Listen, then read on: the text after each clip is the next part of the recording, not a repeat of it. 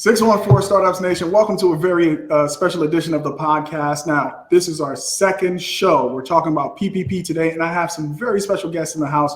You might know her from the first episode that we did on PPP. I brought in the expert from the accounting side to help enrich this conversation, and that's my girl, Janeen Smith-Hughes of Simplicity Accounting. Welcome, Janine. Thanks, Elio. All right, and I have some very special guests. We hang out all the time at one of my favorite places in the city, the Urban Accelerator, also known as the U. I have Lauren Lolo Smith. I have McKay Willis. They're already cracking up, right? Because these are the homies, right? So we're just hanging out. We're recording a TV show, but these are really the homies. And so this is going to be fun, engaging. But most of all, we want you to walk away from this show ready to apply for the PPP if it's a good fit for you. It's a program that's kind of been mysterious to a lot of us. We're trying to break that down, make it simple, make it easy, and make it accessible. We know that the Biden administration made a change to about a week ago now. As of the recording of this, we have one more week where a lot of these special exemptions are available that weren't available before. So for the team at the U, they were willing to come on, be transparent, be open, right? And have Janine take them through the process of understanding their business, seeing if they qualify, and hopefully getting them across the finish line. Now, I have an ask for you at the end of this, Janine. All right? Yes. So we'll see where we are at the end of this, but I would really like to help these guys, if they're eligible to apply, actually get their application in. So that's a little bit of a hint. Now, there's a third member of the U who I haven't introduced yet. I'm going to step away. He's going to join the conversation, and they're going to take it away, and that's my man, George Jarepski, a.k.a. Ski. Ski, come on up here. Like, should we clap? Thank you, Elio, for that great introduction. All right. Take it away, Janine. All right. Hi, family. So what we're going to do is I'm going to ask you in a pretty rapid fashion the questions that I would normally ask a client that I am going to help go through the PPP process. So the first question is, were you all in existence before the pandemic? Yes. We actually formed the business October of 19. Excellent. So for 2019, what was your tax status? Did you file a tax return? And if you did, do you know what type of return you filed? No? Okay. We did file. You did file. You just don't know which tax form you filed. Okay, so now I'm going to ask you some questions, and I'm going to guess which tax form you filed. So is your legal entity an LLC or a corporation or something else? LLC. It's an LLC. Okay, and are the three of you owners? Yes. Okay, so for an LLC that has more than one owner, the default tax status is partnership. So it is very likely that what you filed is a partnership return. The form number is 1065. It's also possible that you filed an S Corp. So if you all elected in the tax world to be an S Corp, then you filed an S Corp return. The calculation on the PPP side is a little bit different for both of those. So I'm going to assume that you are a partnership, and then we go kind of on that assumption. So for a partnership, so LLC, multiple owners, there's also in the state of Ohio an actual legal entity called a partnership that you can form instead of an LLC. For a partnership, the first thing that you want to do is get your 2019 Form 1065 and look at it. Okay. You're taking notes. Okay.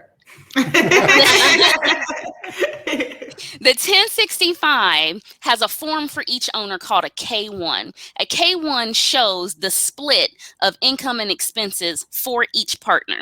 So you want to get your Form 1065 and those K1s and put them together. Okay. Now, you should be able to, they should all be sort of together, smushed in whatever tax file you have from your tax preparer. So what we want to do is we want to get that 2019 K1 or those K1s and that full 2019 return. And we want to look, did we have employees? So do we have like a line number on our salaries and wages? Did you guys have employees for that year? No. No. Okay. That would be my thought since you guys were new. So with no employees, we only have the K1s to figure out. So on your K1s, every partner has this number called ordinary business income. And then they have this other number called income from self-employment. Since there are 3 of you, you want to look at that income from self-employment and add that up. Okay.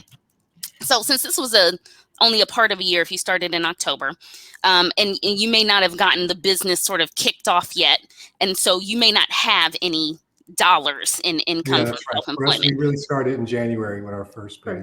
Right. So if you don't have any dollars in income from self-employment, then we got to do another step, because with no money there, you don't have anything that qualifies for PPP. So the next step is to create that 1065 with the K1s for 2020. Right. So this is what I've been doing with my clients over the past few weeks, is for people for whom their 2019 numbers didn't help to qualify them, or for people who are doing their second PPP loan, we've been going through and getting the 2020 numbers together. So did you all get a PPP loan last year? It sounds like no. We did not. No. Okay. So what you're going to do is go to your tax preparer and you're going to tell them we need our 1065 or whatever other tax form you're going to use. And you're going to look at that ordinary income and that self-employment income for the partners. Look on each one of the K1s. You're going to add up the 3 self-employment incomes. In theory, they're all equal, but it's a partnership, so they could not be equal if that's the way that it was done. Add them all up. Then you're going to divide that number by 12 to get a monthly number, and then multiply that times 2.5. That's like your baseline, how much PPP you qualify for. So let's say each of you has $10,000 on your income from self-employment. We're going to add up to the $30,000, and then we're going to divide that by 12, which I think is 2,500. I did that in my head, though. I could be wrong. And $2,500 is going to be your average monthly payroll. Please don't ask me why they made it this complicated. But on the PPP application, that's one of the first numbers that you're going to fill in, is your average monthly payroll. So that's going to be $2,500. Then your PPP loan amount is going to be 2.5 times that number. Why? I don't know. That's what they picked, but that's the number. So you take that 2,500 and multiply it times 2.5. And so that'll be 6,250, something like that. And that'll be your PPP loan amount. So in order to apply for the PPP, you're going to go to your bank. Do you have that entity in mind, or some other lender? I mentioned ECDI last time. They're really good at leading people through their first PPP loan.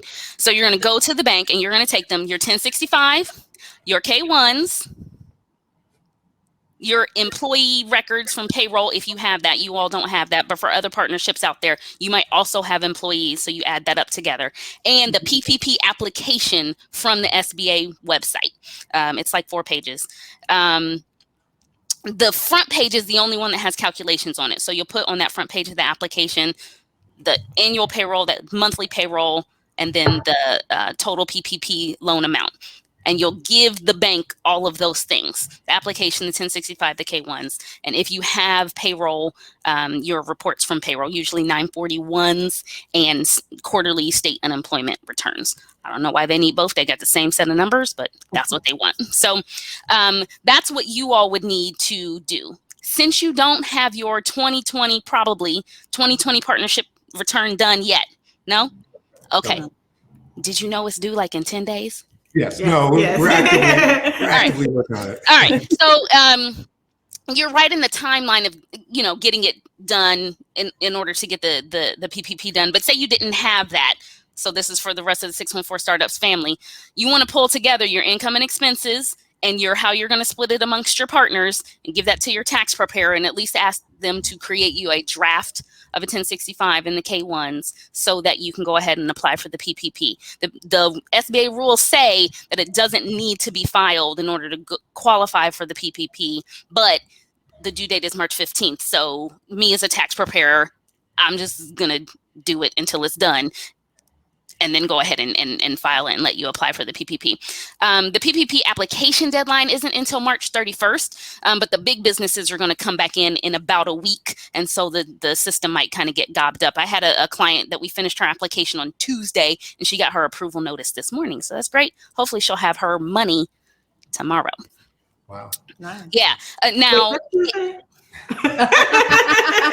for her, we had actually been working on this with her bank for some time and kept getting kind of questions and please upload more stuff, please upload more stuff. So finally on Tuesday, when I went in and reformatted everything and I re-entered it into the bank's portal, then the system had gotten sort of unstuck, and so she got the approval today, and hopefully she'll have her money tomorrow. So that's the general process. We can talk a little bit more. This doesn't apply to you all, but getting those payroll reports. So one of the things that I run into commonly with businesses is they don't have W-2 employees, but they do have 1099 contractors. And 1099 contractors are fine, but they don't help you for PPP. So you can't use that payroll. You also can't use, payroll that you didn't run through an official sort of payroll system so that you have these 941s and state unemployment tax filing. So if you were just writing checks or giving people cash or something like that, unfortunately, you don't have any documentation. They won't take, canceled checks or bank statements or anything like that. They want official things that have been filed with some government entity in order to verify the numbers, which is why that they want the whole tax form if you're applying, as opposed to just like your profit and loss. I think the profit and loss is helpful. They don't want that for PPP approval. That went quicker than I thought. You guys' situation isn't super duper complicated. You just got to get your tax return done. Do you have other? Yeah. Yeah. So we didn't even collect any salary during that time, and then COVID hit, and then we were just kind of like, out in the wind. So we're bootstrapped, so it's just been a constant trend of us just pushing money into the business. We've never actually paid ourselves. So how do we do that calculation? Yeah, so it's I'll let you answer. It's possible that your income from self-employment for 2020 is still going to be zero, right? And in which case now you don't have any eligibility for PPP. They changed the rules for single member LLCs and sole proprietors, but they did not also change those rules for partnerships. So if you were a single person in an LLC, then you could use a different calculation to get PPP. It's actually a very generous calculation. It's based on your sort of gross income, gross revenue. But they didn't change the rules for partnerships, which I didn't understand, but they didn't. So it's possible if you guys are still spending more money than you're bringing in, or you're spending functionally your own money, that you're not going to have a number in employment from income from self-employment, in which case you wouldn't have any PPP eligibility, unfortunately. Yeah, no. So there's more nuances to our history because we actually had different partners at the time, and there's some other stuff that we should probably talk about offline because I think it's super specific. But more than willing to open it up to some more generalized type things that, the 614 Startups community would really find useful. So I think that the whole distinction of needing your 2019 versus your 2020 tax information is helpful. So I tell people just start with whatever you did in 2019. If this is your first draw, then start with 2019. You have that, it's done, it's filed. For most people, their 2019 was better. If they were an established business, their 2019 was better than their 2020 anyway. And so it's usually more beneficial to use those 2019 numbers. If you don't have any payroll, which is very, very common for small minority-owned businesses, is they have no people on payroll. Then if it's just you and your sole proprietorship or your single member LLC, you want to go ahead, even though that tax return isn't due until April 15th, you want to work with your tax preparer to try to get that 2020 done so that you can apply for a PPP, because you're going to need it. That's your only number that you can use. You can use that number from 2019, or you can use that number from 2020. And I've been telling people, use whichever one's bigger, because that's not disallowed, and you might as well get the bigger loan if it's your first draw. Right. Can you give us an example of someone who had a barrier, or they were hesitant to even apply, that you were able to walk them through, and what did that look like for them? Yeah, so I had a client who had to lay some people off during 2020.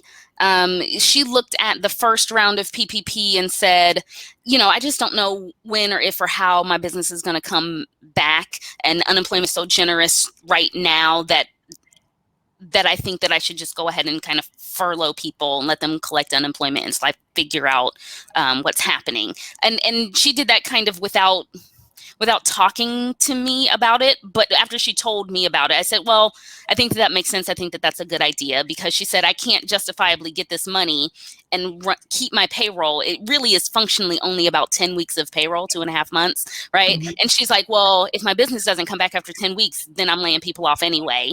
You know, it was the height of COVID, of the beginning of the summer. And I guess that wasn't the height. The fall was kind of the height. But, you know, she was like, I just can't justify taking this money, paying people for 10 weeks and then laying them off. I'm going to go ahead and lay them off, let them collect unemployment. And so this time around, her business is back. She kind of knows what it's going to look like.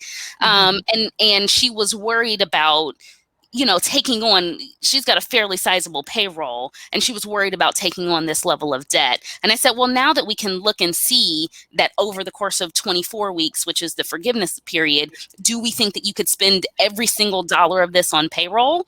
And if you think that that is the case, then you should definitely go ahead and get the money, even though your business is coming back. You know, it was down substantially, but it's coming back now. You can look forward and make a plan for it. So I think that that's one part. I think it's been fairly well communicated that, you know, there's no real credit check or anything like that. You know, they're not doing a financial ratio analysis on the business like a traditional underwriting process would be if you were applying for a bank loan.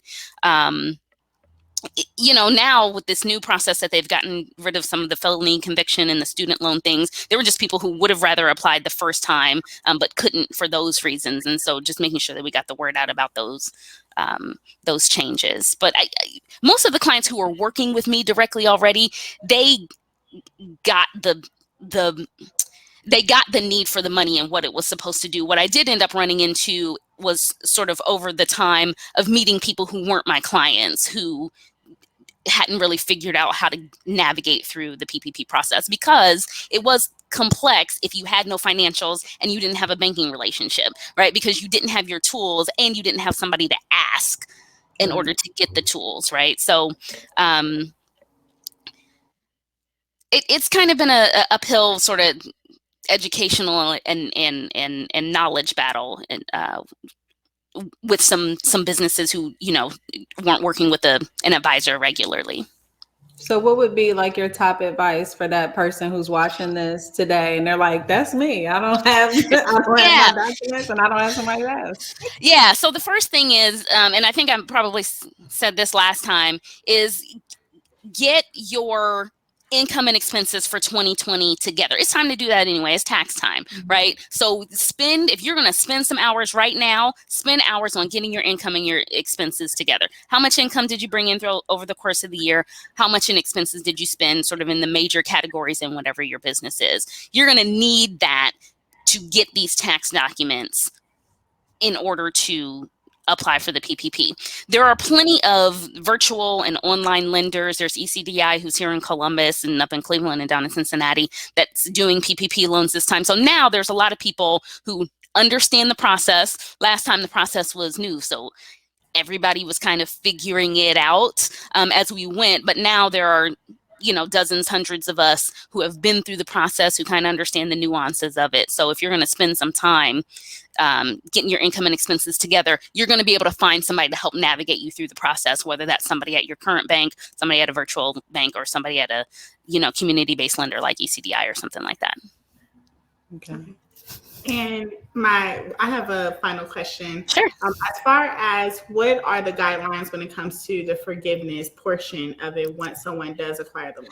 Great question. So there's a calculation that you have to do on the back end in order to get the loan forgiven. And it's not an all or nothing. Sometimes they forgive like a portion of it based on how you spend it. So the rules are kind of based on what you spent the money on. It's the Paycheck Protection Program. It is designed to be spent on payroll. Now, for a business like you all at the U, payroll means partners. So if you guys end up with income from self-employment and you are able to then continue the business and pay the partners, you're done, right? So you just have to show, here's what we did in 2020, and then here's the money that we've, you know, made profits in the business for 2021. And as long as those numbers match, it actually doesn't even have to be 100%, it has to be 60%. So again, let's go back to the $30,000 example. If each of you had $10,000, as long as your profits when it's time to get forgiveness, were at least $24,000, you'll be at 100% forgiveness and you'll be fine. Right. You can choose an 8-week period for forgiveness or a 24-week period. I tell people all the time, there's no point in choosing an 8-week period. Just choose the 24-week period.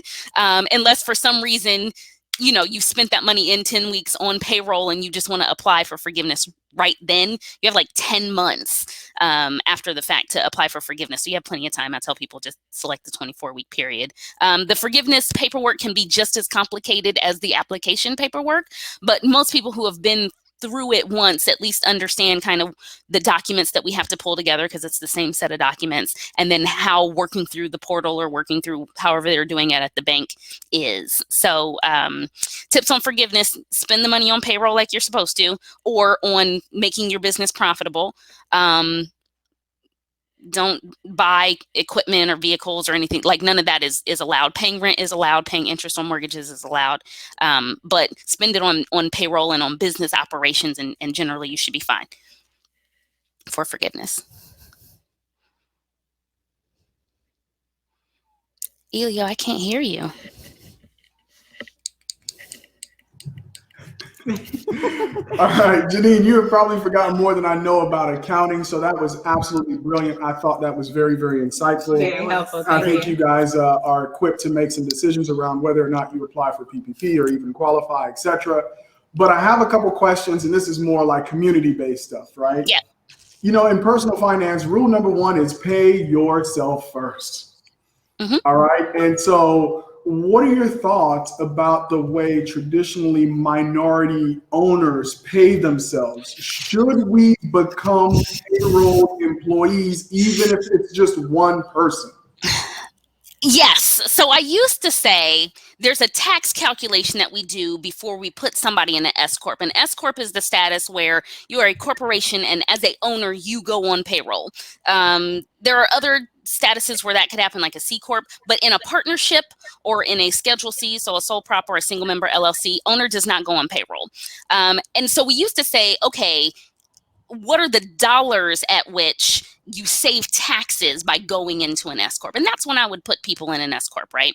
Occasionally I would have somebody who they weren't good at the whole looking at the income and expenses from the business and then looking at what is my profit and then taking that money home. Like, they just needed to every other week get a little bit of money. And so those people I would put on payroll in an S Corp, even if it didn't make a whole lot of sense from a tax perspective. And now I am leaning more towards, okay, well, as soon as you're kind of profitable and your cash flow is predictable and positive, we need to think about putting you on payroll. So there's not like a profit level at which the answer is yes for everybody. But I am starting to think about that earlier and at smaller profit levels than I used to, because of this. It makes it much easier to prove how profitable your business is and what you've been doing if you've got every 2 week or even a once a month payroll run, as opposed to the quarterly financial statements that you might be working with an advisor on or might not. Or for a lot of people, they're just looking at the financials once a year at tax time. And once a year at tax time is not enough. But even a monthly or a quarterly financial with someone like me was not enough to get this PPP money, right? We had to do something else. And so I'm leaning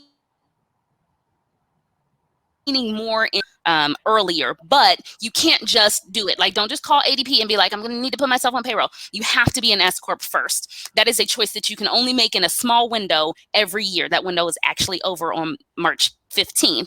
And so you can only choose that status once a year. Okay. So it's something that you need to kind of be thinking about.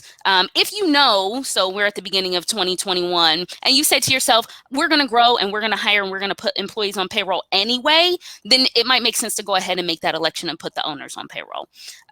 Because whatever your plans and growth strategy is, that's going to make that make sense. Even if it doesn't make sense today, it'll make sense by the end of the year. I've got some clients that are working on the Crew Stadium. So when we looked at their 2019, it was like, but they're like, well, I'm going to be working on the Crew Stadium next year. So I'm going to have a huge contract. Okay, well, then that makes sense because you need payroll for your people anyway. So All right. Second thing here is making decisions without advice. Like the example that you gave of the client who was like looking at the choices she had. And in her mind, she was making a good decision because unemployment was so rich. But if she had talked to somebody, you would have advised her differently. Is this tendency like, I'll get an advisor when I make more money? Well, it might be even more important when you have not that much money to manage to get the advice then. What would you say to people who are having that dilemma in making decisions without advice? At a minimum, like, you need a good mentor, right? You need to be two steps behind somebody, preferably somebody who knows the details of what it is you're doing. But at a minimum, you need somebody like that, because a mentor, even if they don't know, they will say, like, you need to ask a CPA or an attorney or whatever, right? So even if you're not paying a whole, credentialed person, you need to have some people that you can ask. Also, you all know at the U, and at 614 Startups, the startup community in Columbus is very deep and is very willing to kind of share information. So you can always just find somebody to ask. I mean, I get questions, I get tagged on social media posts all the time. And I tell people, like, email me your question, and if I can just answer it and point you to the right resource, I'll answer it. So yeah, ask, have a mentor, ask people who, have a reason to know. Yeah. And so final question here, and you've been so generous with your time. The ladies from the U and also Ski have kind of exited gracefully, so you and I can wrap the show, but Okay. I know they're extremely thankful. I still have the ask after this question. Okay. And I'm gonna put it to you. But the final question, and it's about growing businesses. So I think we use this term entrepreneur or business very loosely, when in actuality, a lot of people have just created a job. Mm-hmm. From an accountant's perspective, what are some of the things that you think or that you see that are obstacles from someone going from, I'm a technician who knows how to do a job, and I just happen to have a sole proprietorship or an LLC, versus I'm an entrepreneur and I'm going to figure out how to bring people on to do the work so I can keep growing? How do we get there? Because I think we've been stuck at that one employee business for far too long. Yeah, I mean, that's the biggest, I think that's the biggest thing. So the first problem that people run into is, like, I got to figure out how to, like, sell a thing, right? I got to make a thing and I got to sell it. That's the very first thing. And for some people, that is an obstacle, right? Like, just a business model question. But once people get into, like, the business model and they've kind of got their pricing and they've got their products, the how to scale is a huge barrier and a huge challenge. And I'm going to be honest with you, Leo. I think that there's just sort of an infrastructure issue there. There's no runway for people to do that. So capital is an issue, right? So you say to yourself, well, if I'm going to onboard someone to do this for me, I need these dollars. Well, in order to get these dollars, now I need to get some more revenue. And now I don't have time to kind of develop that because I'm working, like you said, a technician in to get the revenue. So capital is an issue. Knowledge is an issue. So hiring your first employee, like, where do I even find a person? How do I advertise a job? How do I onboard someone? What are my, like, legal liability issues? Do I need to think about paid time off or technology issues? So I think that the capital is an issue. The how to onboard, like the HR stuff, is a big issue. I think that just the operations of it is a challenge, and we don't really have a lot of runway to make mistakes, because you could go down that road and make one mistake, and now you don't have enough cash flow to pay the person that you're hiring. So yeah, that's a really hard one. I think people who have had good success in different incubators and accelerators, because they're sort of surrounded in a community, I've seen that model work really, really well. I've seen the mentorship model work really well. So I have a transportation company, and I'm talking to someone who has a transportation company that, has had it for 10 years, and I'm just doing exactly what they have said I should be doing. I see that model working well. But when it comes to doing something different or taking risks, sometimes there's just not a lot of runway. And so if you make one mistake, then it can feel really, really risky, like you're going to lose your whole business. And I don't have a really good answer for that. I mean, if we had enough capital, you could afford to make mistakes and survive. But that's a big challenge, a big need. All right. Well, Janine, thank you so much for coming on. The original ask was going to be, hey, can you help my friends at the U meet this deadline by getting an application in? So what do you think about that ask? Not to put you on the spot since you're on camera, you know what I mean? But that's something, because this organization is an organization I'm passionate about. We need more resources like the U in the community. They are out here teaching entrepreneurship, making it accessible to all. They open their space for us to do things like this. So definitely want to put you in touch with this team, see if you can help them out. Yeah, I'd be happy to. It doesn't, they sound like they are very nice people to work with. So I'd be happy to spend some time helping them get their PPP app done. All right, great. And this is the second audition you've been on the show, man.